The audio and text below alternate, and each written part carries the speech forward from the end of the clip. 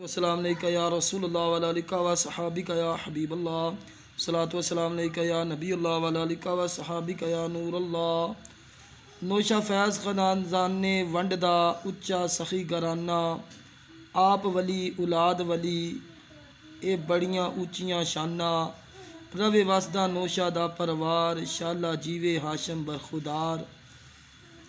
Nausea गंज बख्श दा पोता असमतुल्ला शाह सोना लखा मंगते वली बना दिते सोना ते मन मोना रवे वसदा नौशा दा परवार शाला जीवे हाशम बरखुदार। सान पाल विच लाई बैठा पीर शराफत डेरा नाल यकीन पुकार के वेखो तर जाएगा बेड़ा रवे वसदा नौशा दा परवार शाला जीवे हाशम बरखुदार।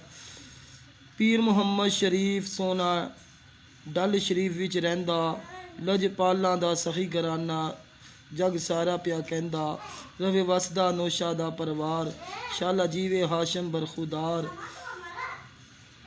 पीर अब्बासी चंबला वाला नौशा पीर दा जानी उमर हयात सखी दा प्यारा सूरत यूसफ सानी रवे वसदा नौशा दा परवार शाला जीवे हाशम बरखुदार।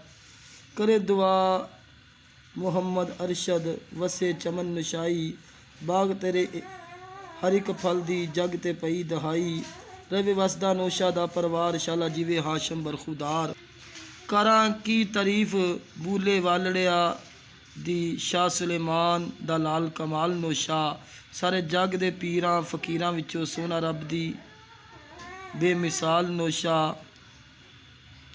सो रब दी बेमिसाल नौशा बूहे आए सवाली नूं खैर पावे पूरे करदा है आप सवाल नौशा अरशद नाल यकीन दे आखदा ए वेख्या ऐन हक दा पाक जमाल नौशा सुबहान।